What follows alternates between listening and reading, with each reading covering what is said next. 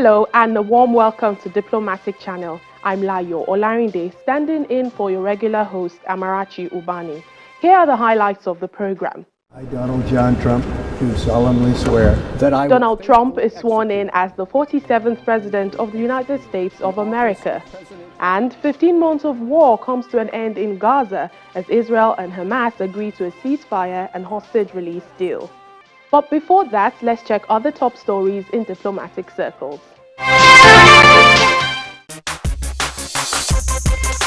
Please, because we have a lot of space here, we want to...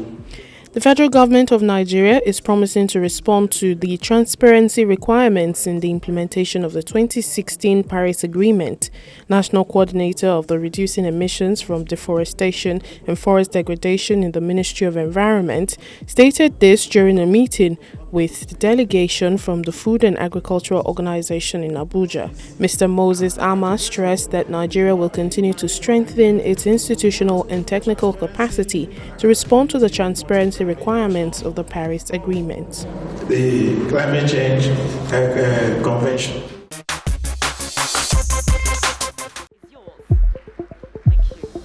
President Bola Tinubu has assured the global audience in the United Arab Emirates on Nigeria's readiness to work with other nations to build a resilient, equitable and sustainable world for all. He said no single nation can walk the road to sustainability alone and that global interconnectedness demands collective action, knowledge sharing and mutual support.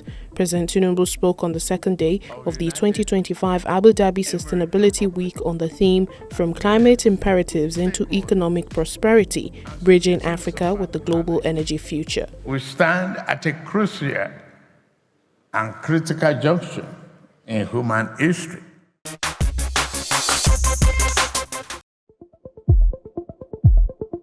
UK Prime Minister Sir Keir Starmer has pledged to put Ukraine in the strongest possible position on his recent trip to Kyiv, where he signed a landmark 100-year pact with the war-stricken country. Sir Starmer has also confirmed UK's commitment to work with all its allies to ensure that any deal ending the war would be strong enough to guarantee Ukraine's security and deter any future aggression.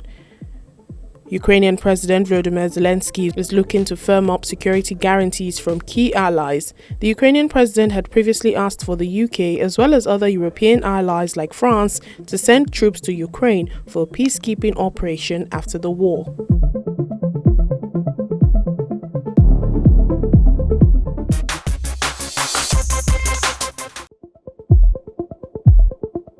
The federal government of Nigeria has accepted the invitation to join BRICS as a partner country. The formal acceptance to participate underscores Nigeria's commitment to fostering international collaboration, leveraging economic opportunities, and advancing strategic partnerships that align with Nigeria's development. Nigeria is poised to use this platform to advance shared goals in trade and investment, energy, security, infrastructure development, technology, and climate change. BRICS is an acronym for Brazil, Russia, India, China, and South Africa. In 2024, the BRICS alliance expanded, adding more countries to the bloc, and now it's known as BRICS Plus. Economist Jim O'Neill created the term in 2001 with the belief that these economies will dominate global growth by 2050.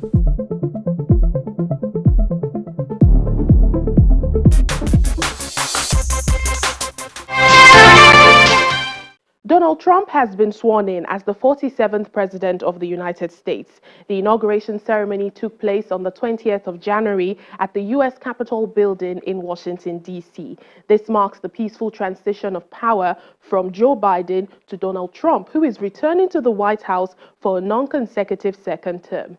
President Trump's address was uplifting and unifying, a departure from his first speech in 2017, which detailed a broken country he described as American carnage. Ladies and gentlemen, please welcome Associate Justice Kavanaugh to administer the Vice Presidential Oath of Office.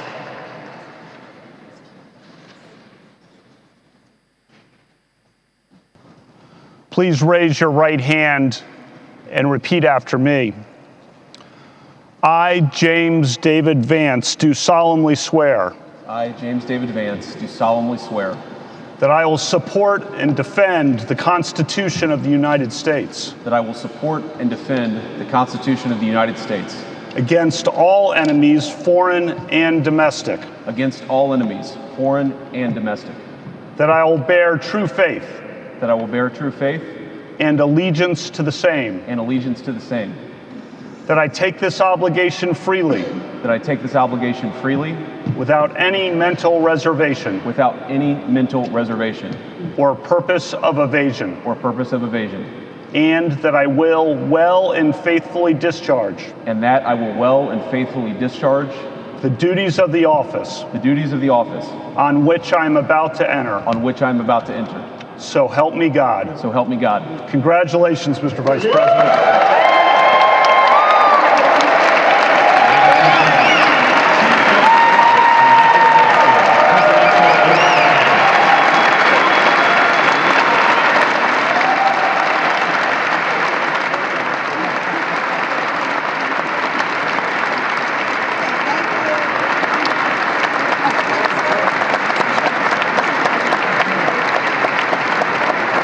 Ladies and gentlemen, please welcome Chief Justice Roberts to administer the presidential oath of office. Please raise your right hand and repeat after me.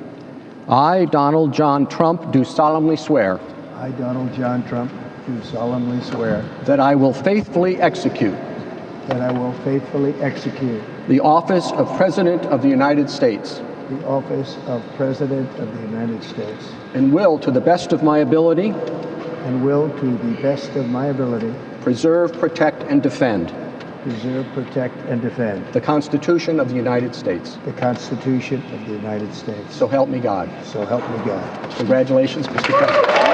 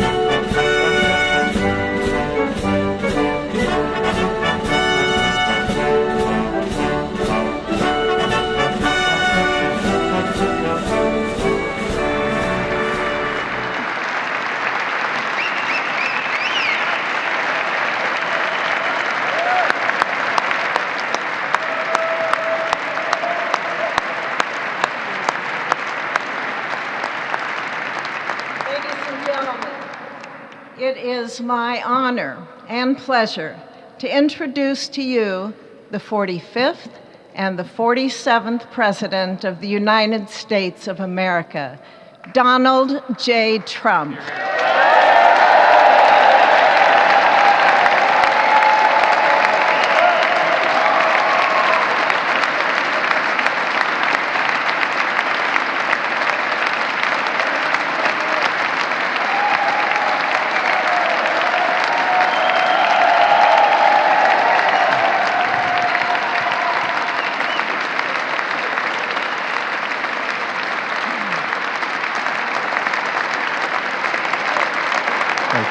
Thank you very much, everybody. Well, thank you very, very much. Vice President Vance, Speaker Johnson, Senator Thune, Chief Justice Roberts, Justices of the United States Supreme Court, President Clinton, President Bush, President Obama, President Biden, Vice President Harris, and my fellow citizens. The golden age of America begins right now.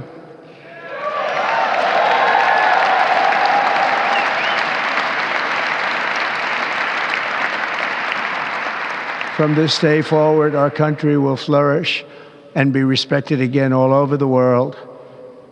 We will be the envy of every nation, and we will not allow ourselves to be taken advantage of any longer. During every single day of the Trump administration, I will very simply put America first.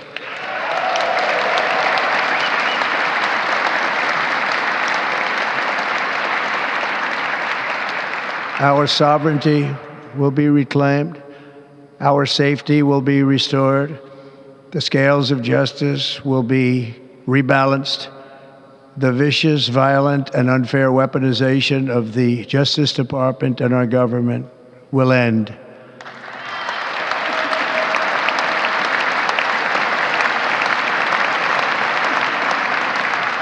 And our top priority will be to create a nation that is proud, prosperous, and free.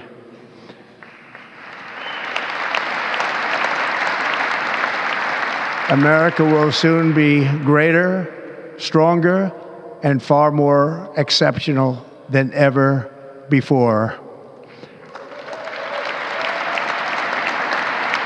I return to the presidency confident and optimistic that we are at the start of a thrilling new era of national success. A tide of change is sweeping the country. Sunlight is pouring over the entire world. And America has the chance to seize this opportunity like never before. But first, we must be honest about the challenges we face. While they are plentiful, they will be annihilated by this great momentum that the world is now witnessing in the United States of America. As we gather today, our government confronts a crisis of trust. For many years, a radical and corrupt establishment has extracted power and wealth from our citizens while the pillars of our society lay broken and seemingly in complete disrepair. We now have a government that cannot manage even a simple crisis at home, while at the same time stumbling into a continuing catalog of catastrophic events abroad. It fails to protect our magnificent, law-abiding American citizens, but provides sanctuary and protection for dangerous criminals, many from prisons and mental institutions that have illegally entered our country from all over the world. We have a government that has given unlimited funding to the defense of foreign borders, but refuses to defend American borders or, more importantly, its own people. Our country can no longer deliver basic services in times of emergency, as recently shown by the wonderful people of North Carolina, been treated so badly.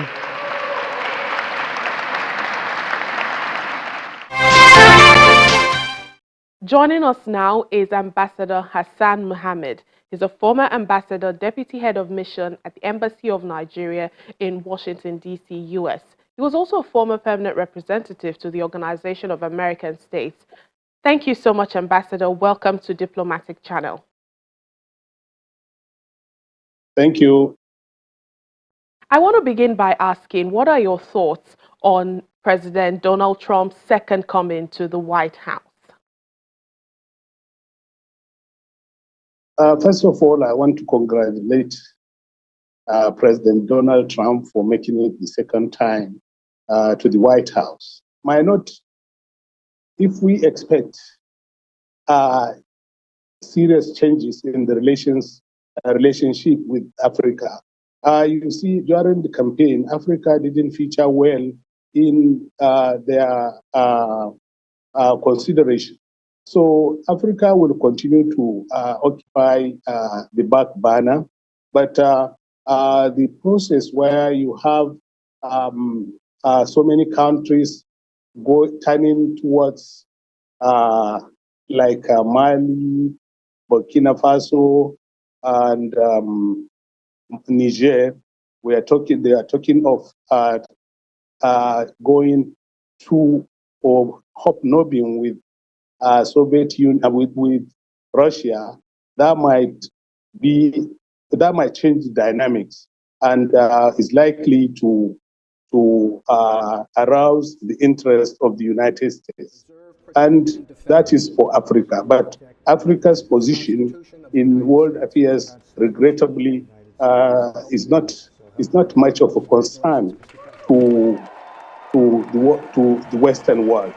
The only thing they care about is to exploit and take our resources. When it comes to the world in general, the world is going to witness a dynamic process, but whatever dynamism the process will take will be America first. Interest of America will come first before any consideration in President Trump's foreign policy. So what do you think would be the impact of his second term in office in Africa and also the world? Yes. So whatever will be his mode of conduct of his government will focus primarily on his campaign manifesto, what he promised Americans that he is going to do, and he will do it. And there are so many ways to do it. There are those ideas or things that he will do through the legislature, and there are those that he will do through what they call through executive order. Now let's talk about the Israel-Hamas ceasefire that we've seen begin on Sunday, January 19. Well, President Donald Trump says that ceasefire, which he calls epic, and the hosted deal could only have happened after his historic election win back in November 2024, and that his administration would be seeking peace and to negotiate deals to ensure the safety of all Americans. Do you see this gesture as the beginning of perhaps great things to come for America and also the Middle East, which is in a very precarious position at this time? Yeah. The Middle East has always been a boiling point from time immemorial, and it will continue to be. But with President Trump, without him, I don't think they will be talking about peace negotiations at this moment. The current president has been on negotiating. They will reach a point, said they are 98%, and the thing will collapse. But because of Trump, I believe his statements that he wants a deal done within the shortest time possible, that must have catalyzed the process, and we now have a peace deal. So I believe everybody's effort is recognized, but what is new in the process is Trump coming in, and they now have a deal. Well, let's talk about another war that we see happening in Europe this time, the Russia-Ukraine war. Mr. Trump promised to negotiate an end to the war in Ukraine soon after he takes office. And he's also expressed skepticism about, the U.S. military and financial support we've seen for Kyiv, just as his role in the Israel-Hamas ceasefire that had been after many months of intensive diplomacy. Do you see the same thing or something similar to this happening for Ukraine? Yeah, he has promised, he has told the world that he won't throw America's money on every conflict. And the Ukraine-Russian war will not be an exception. But more importantly, his relationship with President Putin will count when it comes to peace deal with Russia and Ukraine. And Ukraine, for all practical purposes, it seems the world or his supporters are throwing money and arms and support to the war process. But Ukraine so far is the worst off for it. So it will be in the best interest of Ukraine for Trump to come up with a workable solution that will lead to a peace process. So, and I believe that President Trump will pursue that process very vigorously. All right, then let's talk about U.S.-Nigeria relations. Back in 2018, then Nigerian President Muhammadu Buhari visited the White House, and this was on Trump's invitation. Mr. Trump then said there were things, both countries, U.S. and Nigeria, could do together, especially on terror and terror-related issues and trade deal. Do you see President-elect Trump, President Trump, replicating this gesture for Nigeria under President Bola Tinubu? Yeah, definitely. When it comes to relations between nations, it doesn't matter who is there. National interest takes the prime seat. And when it comes to relationship between Nigeria and the United States, our relationship has been long since independence, and it has been very, very cordial. The relationship between the president, our president, and the president of the United States, if they happen to have chemistry, it adds to the process positively. But the idea that President Trump might not relate very well or may relate very well with President Tinubu, we are observing, we'll continue to look at observing the situation, but definitely when it comes to relationship between nations, it's not done